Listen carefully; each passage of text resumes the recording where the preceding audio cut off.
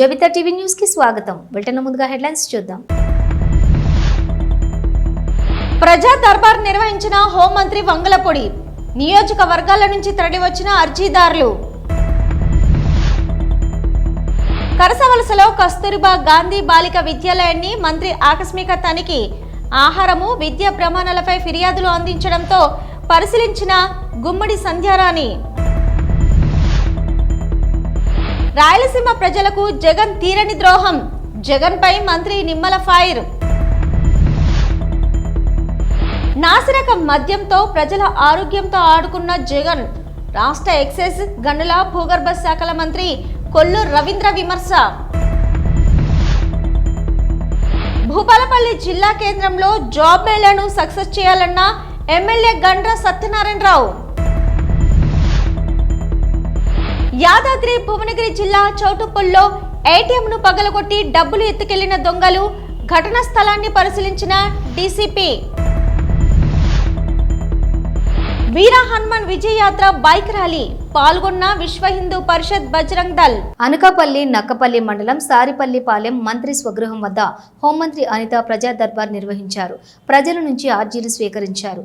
అనకాపల్లి జిల్లా వివిధ నియోజకవర్గాల నుండి ప్రజా దర్బార్కు ఆర్జీలు తరలివచ్చారు. కొన్ని సమస్యలు తక్షణమే పరిష్కారం, మరికొన్ని సమస్యలు పరిష్కారానికి చర్యలు తీసుకోవాలని అధికారులను మంత్రి ఆదేశించారు.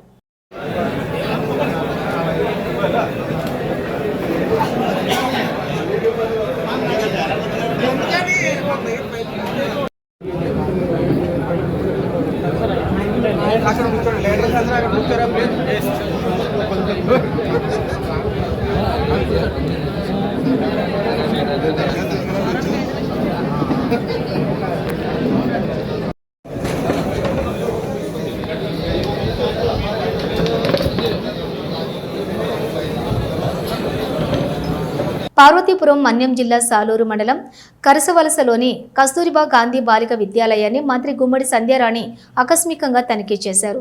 కేజీబీవీ నిర్వహణ, ఆహారం, విద్యా ప్రమాణాలపై ఫిర్యాదులు అందడంతో మంత్రి పాఠశాలను సందర్శించి ఆహార పదార్థాలు, పరిసరాల పరిశుభ్రత, బాలికల భద్రత, విద్యా ప్రమాణాలను పరిశీలించారు. మంత్రి పిల్లలతో మమేకమై పాఠశాల అవసరాలను అడిగి తెలుసుకున్నారు. విద్యార్థులకు అందించే పౌష్టికాహారంలో నిర్లక్ష్యం వహించే అధికారులపై చర్యలు తప్పవని మంత్రి గుమ్మడి సంధ్యారాణి హెచ్చరించారు. మన్యం జిల్లా సాలూరు మండలం కరస వలసలోని కేజీబీవీ పాఠశాలను ఆమె సందర్శించారు. స్కూల్లో పిల్లలకు పెట్టే భోజనం చూసి మంత్రి అసంతృప్తి వ్యక్తం చేశారు. విద్యార్థులకు సరిపడా ఆహారం వండలేదని పాఠశాల సిబ్బందిపై ఆగ్రహం వ్యక్తం చేశారు. భోజనాలు తయారు చేసే సిబ్బందిని వెంటనే మార్చాలని సంబంధిత అధికారులను మంత్రి ఆదేశించారు. అనంతరం తరగతి గదులను పరిశీలించి విద్యార్థులతో కలిసి నేలపై కూర్చుని మంత్రి భోజనం చేశారు. అది మీరు చూసుకోండి, అది ఆ ఎఫెక్ట్ మీ మీద పడకుండా చూసుకోండి. ఎందుకంటే మీరు ఇచ్చాము, మీరు పాఠాలు చెప్పుకోవాలి కాబట్టి ఇప్పుడు మీరు ఎవరికి ఇచ్చారో వాళ్ళు చూడాల్సిన బాధ్యత కానీ మీరు చెప్పండి. ఇప్పుడు మీరు తీసుకున్నాం 150 గుండ్లు ఉంటాయా? మీరు ఇచ్చారు, అవి ఉంటాయా? ఖచ్చితంగా ఉండదు, 100% ఉంటుంది. నేను మీకు ఇప్పుడు 150 గుడ్లు మళ్ళీ బుక్లో చూపిద్దామా? ఎంత ఉంటుందో ఏంటమ్మా, ఇంట్లో అందరూ వండుకున్న వాళ్ళమే కదా, అందరం ఆడవాళ్ళమే కదా. పిల్లలంటే హాస్టల్ నుంచి ఎక్కడి నుంచో వచ్చే కొంతమంది పిల్లలమ్మా, ఆ ఎక్కువ మంది ఇక్కడ గిరిజన పిల్లలు వస్తారు. ఎందుకంటే ఇంట్లో నాకు మళ్ళీ ఇంకొక ఎక్స్క్యూజ్ కూడా ఉండకూడదు. నో, వండే స్టెప్ కొంతమంది ఉండి కొంతమంది గెలిచినవా మీరు ముగ్గురే కదా కూర్చున్నారు, అక్కడ ఉంది కదా, మీకు వెళ్ళొచ్చు కదా. వండి ఇక్కడికి వెళ్ళండి, అందరికి వెళ్ళండి, కొన్ని అందరు బెంచీల మీదకి వెళ్ళండి. అందరు కొంతమంది అలాగే కొంతమంది ఇలాగే అంటే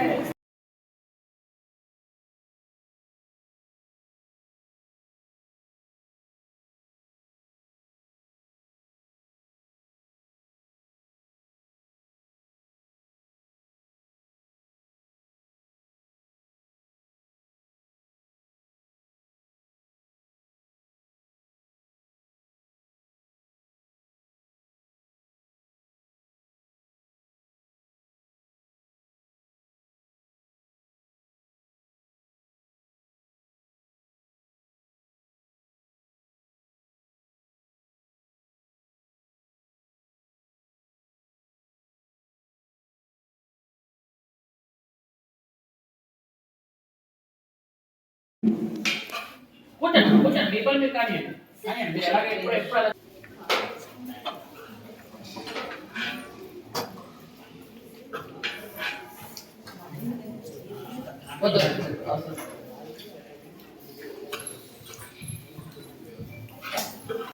ఇక్కడ చేస్తారా? ఈ భోజనం చేస్తారా?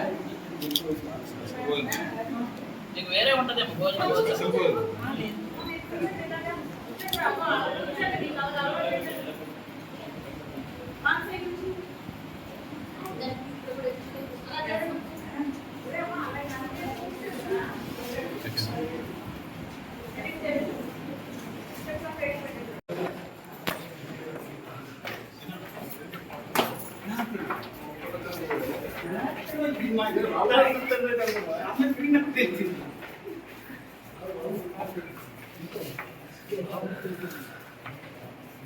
ఇంజనీర్లు ఇప్పటికైనా నిర్లక్ష్యం వేడాలని హితవు పలికారు. హంద్రీనీవా కాలువను తీవ్ర నిర్లక్ష్యం చేసి రాయలసీమ ప్రజలకు జగన్ తీరని ద్రోహం చేశారని మంత్రి నిమ్మల రామానాయుడు విమర్శించారు. హంద్రీనీవా ప్రాజెక్టు ఫేజ్ 1 క్రింద 695 కోట్లతో ఉమ్మడి కర్నూలు జిల్లా మల్యాల లిఫ్ట్ నుంచి అనంతపురం జిల్లా జీడిపల్లి జలాశయం వరకు 216.30 కిలోమీటర్ల మేర ప్రధాన కాలువను విస్తరించే పనులు చేపట్టారు. ఫేజ్ 2 కింద ఉమ్మడి అనంతపురం చిత్తూరు జిల్లాలోని 1500 కోట్లతో విస్తరణ సీసీ లైనింగ్ పనులు చేస్తున్నారు. డిస్కషన్ చర్చను నిర్వహించుకొని దాని మీద కొన్ని డిసిషన్స్ కూడా మరి తీసుకోవడం జరిగిందని చెప్పి తెలియజేసుకుంటూ, అందులో కూడా ప్రత్యేకించి వ్యవసాయం, ఎందుకంటే విడిపోయినటువంటి యొక్క నవ్యాంధ్రప్రదేశ్ రాష్ట్రానికి వ్యవసాయం అనేది అత్యంత కీలకం. వ్యవసాయాన్ని రక్షించుకోవాలి, రైతుల్ని కాపాడుకోవాలనేటువంటి ఆలోచనతో ఈ ప్రభుత్వం పనిచేస్తూ ఉంది.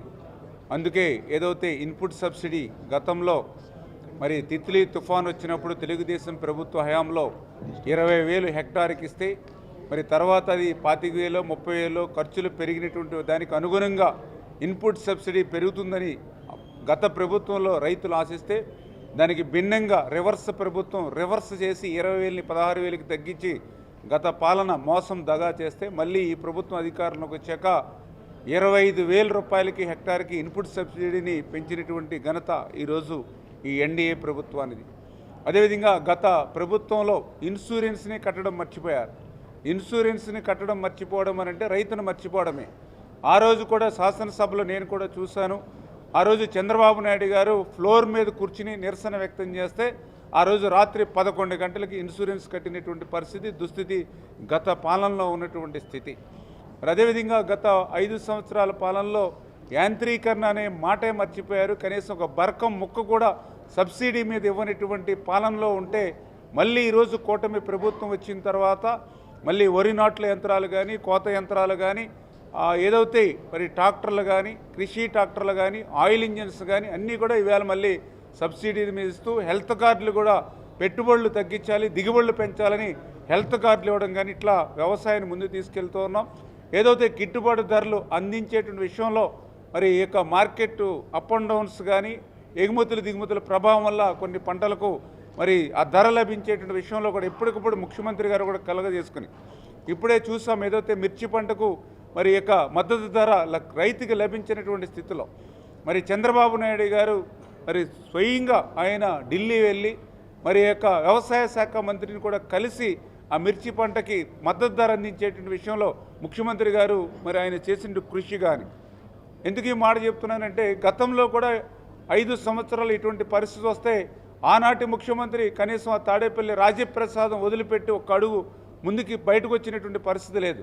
కానీ ఈ ప్రభుత్వం ఎప్పుడు రైతాంగానికి ఏ నష్టం ఆ ఇబ్బంది వచ్చినా సరే మరి వెనువెంటనే, ఎందుకంటే నిన్న కూడా చూసాం ఆక్వా రంగానికి మరి ఏదైతే ఆ యొక్క అమెరికా ట్రంప్ సుంకం విధించడంతో ఆక్వా రంగం దెబ్బతింటుంది అని అంటే, అప్పటికప్పుడు కేంద్ర మంత్రితో మాట్లాడటమే కాకుండా నిన్న అచ్చెన్నాయుడు గారు ఆయన ఒక మత్స్యశాఖ ద్వారా రివ్యూ పెట్టడం, నిన్న స్వయంగా ముఖ్యమంత్రి గారు కూడా ఒక రివ్యూ పెట్టడం, అంటే ఇట్లా ఒక రైతాంగానికి చిన్న ఒక ఇబ్బంది వచ్చింది అని అంటే ఇమ్మీడియట్లీ ఈ ప్రభుత్వం స్పందించి ముఖ్యమంత్రి దగ్గర నుంచి మంత్రుల దగ్గర నుంచి కింద శాఖల వరకు కూడా మరి ఆ యొక్క సమస్యను పరిష్కరించడానికి ప్రయత్నం చేస్తున్న విషయం. ఇప్పుడే కలెక్టర్ గారితో కూడా డిస్కషన్ చేస్తే, మన కర్నూలు అంటే ఉల్లి అంటే కర్నూలు, మరి అటువంటిది ఈ సంవత్సరం 5,000 రూపాయల వరకు కూడా మరి వేళ ధర లభించినటువంటి పరిస్థితి కూడా ఒక్కొక్క రోజు మరి ఉల్లిలో ఉన్నటువంటి పరిస్థితి. ఇటువంటి మార్కెట్ ఒడిదుడుకుల్ని కూడా తట్టుకుని రైతుల్ని కాపాడుకునేటువంటి విధంగా ఈ కూటమి ప్రభుత్వం పనిచేస్తుంది అనే విషయాన్ని కూడా మీ ద్వారా కూడా ఈ సందర్భంగా తెలియజేసుకుంటూ, అదేవిధంగా మరి ఏదైనా ఇటువంటి సమస్య వచ్చినప్పుడు వాటిని స్టోరేజ్ చేసుకోవడం కూడా అవసరం. ఎప్పుడైనా దళారులు లేకపోతే గిట్టుబాటు ధర లేనప్పుడు ఆ రైతుకి ఆ యొక్క స్టోరేజ్లు కూడా ఉండాలని ఏదైతే మా గౌరవ సభ్యులు ఏదైతే చెప్పారో ఆ స్టోరేజ్ ప్లాంట్స్ను కూడా కర్నూలులో మరి పెంచేటువంటి విధంగా కూడా మేము నిర్ణయం తీసుకుంటామని చెప్పేసి కూడా మీ ద్వారా కూడా తెలియజేసుకుంటూ, మరి అదేవిధంగా ఏదైతే ఇరిగేషన్కి సంబంధించి కూడా చాలామంది సభ్యులు చాలా విషయాలను కూడా చెప్పడం జరిగింది. వాస్తవం, చంద్రబాబు నాయుడు గారు కూడా ప్రత్యేకించి రాయలసీమలో ప్రత్యేకించి కర్నూలుకి మనం సాగునీరు త్రాగునీరు అందించాలని మరి చంద్రబాబు నాయుడు కూడా ప్రత్యేక శ్రద్ధ తీసుకుంటూ ఉన్నారు. వైఎస్ఆర్ ప్రభుత్వం 5 ఏళ్ల పాలనలో నాసీ రకం మద్యంతో ప్రజల ఆరోగ్యాన్ని పలు రకాల దోపిడీలతో ప్రభుత్వాన్ని నాశనం చేస్తే తమ యొక్క ప్రభుత్వం పటిష్టమైన పారదర్శక విధానాలతో ఎటువంటి అవకతవకలకు అవకాశం లేని నాణ్యమైన మద్యాన్ని అందిస్తున్నామని రాష్ట్ర ఎక్సైజ్ గనుల భూగర్భ శాఖల మంత్రి కొల్లు రవీంద్ర అన్నారు. తిరుపతి స్థానిక శ్రీ పద్మావతి మహిళా యూనివర్సిటీలోని సావేరి సమావేశ మందిరంలో ఈ రోజు ఆయన ఎక్సైజ్ అధికారుల రాష్ట్ర స్థాయి సమీక్ష సమావేశం నిర్వహించారు. ఈ సందర్భంగా మధ్యాహ్నం కొల్లు రవీంద్ర ఏర్పాటు చేసిన మీడియా సమావేశంలో ఆయన మాట్లాడుతూ మద్యం నిషేధం హామీతో అధికారంలోకి వచ్చిన వైఎస్ఆర్ కాంగ్రెస్ ప్రభుత్వం గత 5 ఏళ్లలో రాష్ట్రంలోని డిస్టిలరీ నుండి మద్యం షాపుల వరకు మొత్తాన్ని హస్తగతం చేసుకుని కొత్త పాలసీ పేరుతో వ్యవస్థ మొత్తాన్ని కూడా విచ్ఛిన్నం చేశారన్నారు. ఎన్ఫోర్స్మెంట్ లేకుండా చేసి మద్యం అక్రమ వ్యాపారులకు తెరలేపడమే కాక మల్టీనేషనల్ బ్రాండ్ మొత్తాన్ని మార్కెట్ నుంచి దూరం చేసి తమ సొంత బ్రాండ్లను తీసుకొచ్చి ప్రజల నెత్తిన రుద్ది వారి ఆరోగ్యాన్ని దెబ్బతీశారన్నారు. ఈ సమావేశంలో ముఖ్యంగా మనకి గత ఒక సంవత్సరంలో ఎక్సైజ్ డిపార్ట్మెంట్ పర్ఫార్మెన్స్ ఎలా ఉన్నింది, కొత్త పాలసీ తీసుకువచ్చిన తర్వాత ఏ విధంగా మన డిపార్ట్మెంట్ పర్ఫార్మెన్స్, రెవెన్యూ జనరేషన్ కానీ, quality control, public health, crime control, ఇవన్నీ అంశాలు ఏ విధంగా పర్ఫార్మెన్స్ అయింది అని రివ్యూ చేయడం జరుగుతుంది. దీనికి గౌరవ మంత్రి కొల్లు రవీంద్ర సార్ కూడా పార్టిసిపేట్ చేస్తున్నారు. ముఖ్యంగా మన డిపార్ట్మెంట్కి వస్తున్న 6 months to 1 yearలో ఏమేం ప్రయారిటీస్ ఉంటాయి, వీటన్నిటి మీద ఇక్కడ సుదీర్ఘ చర్చ చేయడం జరుగుతుంది. ఫీల్డ్ స్థాయి అధికారులకి ఏమైనా సమస్యలు ఉన్నా వీటి మీద కూడా ఇక్కడ డీటెయిల్గా చర్చ చేసి గౌరవ మంత్రి గారి దృష్టికి తీసుకువస్తాము. అక్కడ నుంచి మళ్ళీ గవర్నమెంట్ నుంచి ఏమైనా డిసిజన్స్ మనకి పెండింగ్ ఉన్నా, కొన్ని రూల్స్ అమెండ్మెంట్స్ కావాలి అండ్ ఏమైనా సమస్యలు ఉన్నా అవి కూడా ఇక్కడ డిస్కస్ చేయడం జరుగుతుంది. ముఖ్యంగా జగన్మోహన్ రెడ్డి గారు నిన్న సత్యసాయి జిల్లాలో పర్యటనలో భాగంగా పోలీసు మీద చేసినటువంటి వ్యాఖ్యలు నిజంగా అత్యంత దారుణమైనటువంటివి. ఆ రకమైనటువంటి భాషని ఒక మాజీ ముఖ్యమంత్రి స్థాయిలో మాట్లాడడము అనంటే ఆయన సంస్కారం ఏంటి అనేటువంటిది అర్థమవుతా ఉంది. ప్రశాంతంగా ఉన్నటువంటి ఈ జిల్లాలో మళ్ళీ కులాల మధ్య, వర్గాల మధ్య, లేకపోతే ఫ్యాక్షన్ని చిచ్చు రేపే రకంగా ఇవాళ వైఎస్ఆర్సీపీ ప్రయత్నం చేస్తూ ఉందన్నటువంటి విషయాన్ని ప్రజలందరూ కూడా గుర్తుపెట్టుకోవాలి. అప్రమత్తంగా ఉండాల్సినటువంటి పరిస్థితులు ఉన్నాయి. ఒక గ్రామంలో జరిగినటువంటి సంఘటనని ఇదేదో రాష్ట్రంలో రెడ్ బుక్ రాజ్యాంగం అంటూ విస్తృతంగా ఒక అపోహలు, భయభ్రాంతుల్ని సృష్టించేటువంటి ప్రయత్నం చేయడం అనేటువంటిది బాధాకరం. ఇవాళ చంద్రబాబు నాయుడు గారు రాజకీయ కక్ష సాధింపులు లేకుండా ప్రశాంతంగా రాజ్యాంగబద్ధమైనటువంటి పాలన ఇస్తున్నారు. తప్పు చేసిన వాళ్ళు ఎవరైనా ఉంటే వాళ్ళ మీద చట్ట ప్రకారంగానే యాక్షన్లు తీసుకోవడం జరుగుతూ ఉంది. ఈరోజు ఎవరి మీదన్నా కేసులు పెడితే కేసులు విచారించి తప్ప కాదా అని చెప్పడానికి కోర్టులున్నాయి. తప్పు చేసిన వాళ్ళు జైలుకు పోతున్నారు, తప్పు చేయని వాళ్ళకి బెయిల్ వస్తున్నాయి. అంతేగాని ఇవాళ రాష్ట్రంలో ఎక్కడా కూడా పోలీసుల్ని స్వేచ్ఛాయుత వాతావరణంలో పనిచేసేటువంటి అవకాశం కల్పించినటువంటి ఏకైక ప్రభుత్వం చంద్రబాబు నాయుడు గారి ప్రభుత్వం. జగన్ గారి పర్యటనలు రాజకీయంగా తన అస్తిత్వాన్ని కాపాడుకోవడం కోసం కులాల మధ్య, ప్రాంతాల మధ్య, లేకపోతే ఫ్యాక్షన్ని రెచ్చగొట్టేటువంటి వ్యాఖ్యలు చేయడం అనేటువంటిది సరైనది కాదు. ఈ నెల 26వ తేదీన భూపాలపల్లి జిల్లా కేంద్రంలోని పుష్ప గ్రాండ్ కన్వెన్షన్ హాల్లో జరిగే మెగా జాబ్ మేళా నిర్వహణకి సంబంధించిన ఏర్పాట్లను ఈ రోజు గురువారం సింగరేణి, పోలీస్, ఎలక్ట్రిసిటీ, మున్సిపల్, ఇతర శాఖల అధికారులతో కలిసి భూపాలపల్లి ఎమ్మెల్యే గండ్ర సత్యనారాయణరావు గారు పరిశీలించారు. జాబ్ మేళా కార్యక్రమానికి నియోజకవర్గంలోని అన్ని గ్రామాల నుండి సుమారు 10,000 నుండి 15,000 మంది నిరుద్యోగ అభ్యర్థులు వచ్చే అవకాశాలు ఉన్నాయని, వారికి ఎలాంటి ఇబ్బందులు తలెత్తకుండా చూడాలని అధికారులకు సూచించారు. టాస్క్ ప్రతినిధులు సమన్వయం చేసుకుని స్టాల్స్, రిజిస్ట్రేషన్ సెంటర్స్ ను ఏర్పాటు చేసుకోవాలన్నారు. జాబ్ మేళాకు వచ్చే యువతీ యువకులు ఇంటర్వ్యూలో పాల్గొనేలాగా సరిగా గైడ్ చేసేలా వాలంటీర్లను నియమించాలని సింగరేణి జీఎంను కోరారు. దూర ప్రాంతాల నుండి వచ్చే అభ్యర్థులకు రవాణా సదుపాయం, ఎండను దృష్టిలో పెట్టుకుని త్రాగునీరు, మజ్జిగ ప్యాకెట్స్, భోజన వసతి అందుబాటులో ఉండేలా చూసుకోవాలన్నారు. అదేవిధంగా అన్ని శాఖల జిల్లా అధికారులు సమన్వయం చేసుకుని జాబ్ మేళాను సక్సెస్ చేయాలని ఎమ్మెల్యే అన్నారు.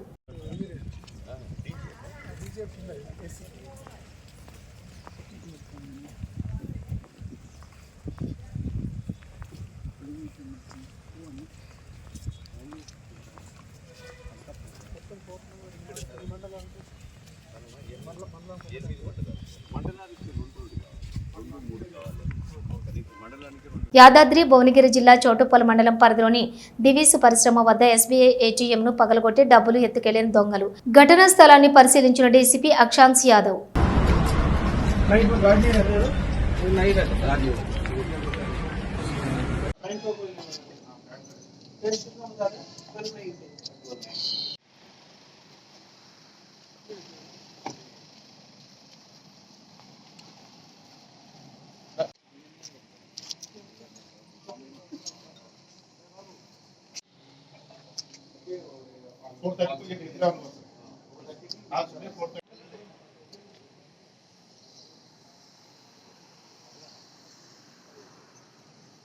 జగిత్యాల జిల్లా మెట్పల్లి పట్టణంలోని విశ్వ హిందూ పరిషత్ బజరంగ్ దళ్ ఆధ్వర్యంలో సాయంత్రం నుండి రాత్రి 9 గంటల వరకు మెట్పల్లి కాశీబాగ్ హనుమాన్ మందిరం నుండి అయ్యప్ప స్వామి మందిరం వరకు వీర హనుమాన్ విజయయాత్ర బైక్ ర్యాలీ ఘనంగా జరిగింది.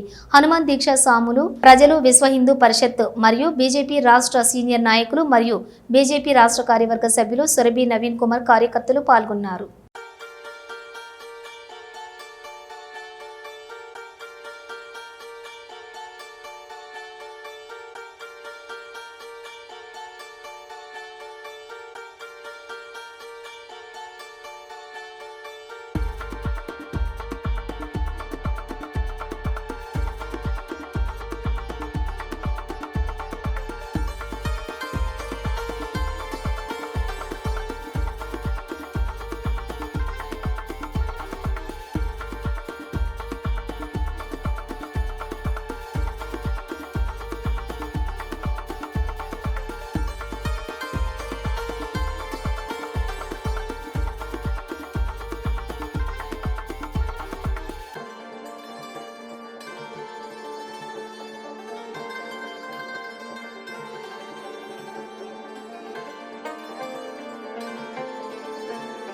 విజయనగరం జిల్లా గజపతి నగరంలోని ఏపీలోని రెల్లి ఉపకులాలకు ఎస్సీలో 5% రిజర్వేషన్ కల్పించాలని ఆ సంఘం జిల్లా అధ్యక్షులు సోము మురళీమోహన్ డిమాండ్ చేశారు.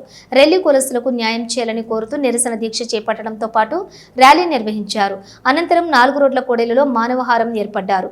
ఈ నిరసనలో రెల్లి ఉపకులాల గజపతి నగరం నియోజకవర్గం అధ్యక్షులు గండ్రేటి రామారావు పాల్గొని నియోజకవర్గంలోని అన్ని మండలాల నుంచి రెల్లి కులస్తులు పెద్ద ఎత్తున పాల్గొన్నారు. ఎస్సీ వర్గీకరణ చేసి ఎస్సీ రెల్లి వాటి ఉపకులాలకి 1% అనేది కేటాయించారు. ఈ 1% అనేది చాలా అన్యాయం, బాధాకరమైన విషయం. ఈ 1% రిజర్వేషన్ వల్ల ఎస్సీ రెల్లి కులాలు వాటి ఉపకులాల వారికి ఎటువంటి ప్రయోజనం చేయకూడదు. దీన్ని రాష్ట్ర ప్రభుత్వం పునరాలోచన చేయాలని మేము కోరుకుంటున్నాం. ఈ ఉద్యోగాల్లోని కావచ్చు, తర్వాత మా పిల్లల ప్రవేశాల్లో ఏ కాలేజీల్లోనైనా ప్రవేశాల్లోనే సీట్లు రావాలన్నా ఈ 1% అనేది చాలదనేసి రాష్ట్ర ప్రభుత్వానికి మేము తెలియజేస్తున్నాం. ఈ 1% రిజర్వేషన్ వల్ల మాకు ఉద్యోగాలు రావు, మా పిల్లలకి ఎటువంటి ప్రవేశాల్లో అవకాశాలు ఉండవు. మేము చాలా తీవ్రంగా నష్టపోతాం. ఈ విషయాన్ని మేము తీవ్రంగా ఖండిస్తున్నాం.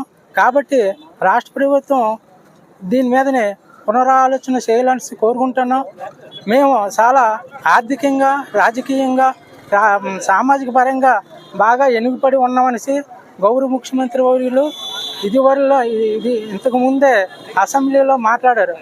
కాబట్టి ఒక రిజర్వేషన్ అనేది జనాభా ప్రాతిపదిక మీదనే కాకుండా ఆర్థిక పరంగా, సామాజిక పరంగా, రాజకీయ పరంగా వెనుకబాటుతనాన్ని కూడా పరిగణనలోకి తీసుకొని రిజర్వేషన్ అనేది వర్తింపజేయాలని మేము రాష్ట్ర ప్రభుత్వాన్ని కోరుకుంటున్నాం. నమస్తే సార్, మాది విజయనగరం జిల్లా దత్తరాజర్ మండలం పెదకథ గ్రామం.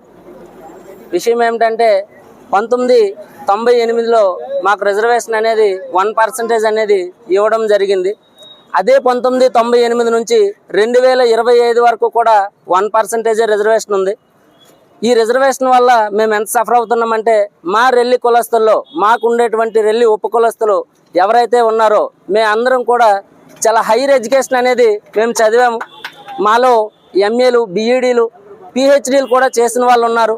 ఎంత పిహెచ్డీలు, ఎంఏలు, బీఈడీలు చేసినప్పటికీ కూడా రిజర్వేషన్ కారణం వల్ల ఇప్పటికీ కూడా మా రెల్లి ఉపకుల జాతులు ఎవరైతే ఉన్నారో పారిశుద్ధ కార్మికులుగాను, అలాగే హోటల్స్లోను, అలాగే బయట చిన్న చిన్న ఉద్యోగాలు అనేది చేస్తున్నాం సార్. మేము ఇంత చదువులు చదివి కూడా మాకు రిజర్వేషన్ లేకపోయినందువల్ల మాకు చాలా బాధ కలిగిస్తుంది. మిగతా కులాలు ఏవైతే ఉన్నాయో వాళ్ళు రిజర్వేషన్ పరంగా ముందుకు వెళ్తున్నారు. ఇంకొక విషయం ఏమిటంటే మా కులాలు ఏవైతే ఉన్నాయో మాలో కూడా చాలా బాగా చదివే వాళ్ళు ఉన్నారు సార్. మేము పేద కుటుంబంలో ఉన్నప్పటికీ కూడా మా తల్లిదండ్రులు మమ్మల్ని రెక్కల కష్టంతో ఉన్నత చదువుల్ని చదివిస్తున్నారు. అయినప్పటికీ కూడా మా రిజర్వేషన్ లోపం వల్ల మా బతుకులు అనేవి రోడ్ల పాలే అవుతుంది. దయచేసి రాష్ట్ర ముఖ్యమంత్రి అయినటువంటి శ్రీ నారా చంద్రబాబు నాయుడు గారికి, అలాగే రాష్ట్ర ఉప ముఖ్యమంత్రి అయినటువంటి కొన్నిదెల పవన్ కళ్యాణ్ గారికి, అలాగే మన ప్రధానమంత్రి అయినటువంటి నరేంద్ర మోడీ గారికి కూడా మా విన్నపం సార్. దయచేసి మాకు రిజర్వేషన్ అనేది పెంచండి. కనీసం 5% అయినా రిజర్వేషన్ పెంచితే మాలాంటి పిల్లల యొక్క భవిష్యత్ అనేది మారుతుంది సార్. సుమారుగా చూసుకుంటే కనుక 1998లో ఏదైతే రిజర్వేషన్ పరంగా జనాభా లెక్కల్లో మాకు తక్కువ మంది ఉన్నారని చూపించారో ఈ రోజు సుమారుగా చూసుకుంటే కనుక 25 లక్షలు దాటి ఉన్నారు సార్. ఈ 25 లక్షల పిల్లలతో పాటు ఇప్పుడు ప్రజెంట్ కొత్త జనరేషన్ కూడా మనకి ఉంది సార్. ఈ కొత్త జనరేషన్ లో చాలా మంది మనకి డిగ్రీలు చేసిన పిల్లలు, ఇంటర్మీడియట్ చేసిన పిల్లలు వీళ్ళు కూడా ఉన్నారు సార్. ఇంకా ఈ పిల్లలు ప్రస్తుతం కులగణలోకి ఇంకా రాలేదు. సో వీళ్ళకి కూడా మనకి ఈ పిల్లలు కూడా భావితరాల్లో కూడా మనకి దృష్టిలో పెట్టుకొని రిజర్వేషన్ కల్పిస్తారని మా హృదయపూర్వక నమస్కారాలు తెలియజేస్తున్నాం సార్. మరొక్కసారి మా రిజర్వేషన్ పెంచాలని కోరుకుంటూ ముఖ్యమంత్రి గారిని, ఉప ముఖ్యమంత్రి గారిని కోరుకుంటున్నాం సార్. హైదరాబాద్ లో నటుడు మోహన్ బాబు కుటుంబంలో గత కొంతకాలంగా వివాదాలు జరుగుతున్నాయి. ఈ క్రమంలోనే జల్పల్లిలోని మోహన్ బాబు ఇంట్లోకి మనోజ్ వెళ్లేందుకు ప్రయత్నించగా గేటు తెరవకపోవడంతో ఆయన బైఠాయించారు. ఈ క్రమంలోనే పోలీసులు అప్రమత్తమయ్యారు. ఇంటి పరిసర ప్రాంతాల్లో ఎలాంటి ఉద్రిక్తత పరిస్థితులు చోటు చేసుకోకుండా కట్టుదిట్టమైన భద్రతా ఏర్పాట్లను చేశారు.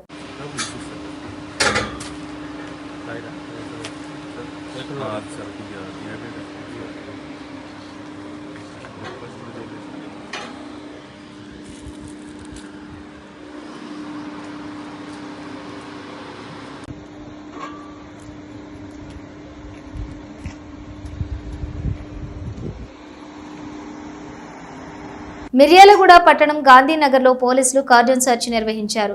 డీఎస్పీ రాజశేఖర్ రాజు ఆధ్వర్యంలో 2 సీఐలు, 8 మంది ఎస్ఐలు, 75 మంది పోలీస్ సిబ్బందితో సోదాలు జరిపారు. సరైన పత్రాలు లేని 56 బైకులు, 4 ఆటోలు స్వాధీనం చేసుకున్నారు.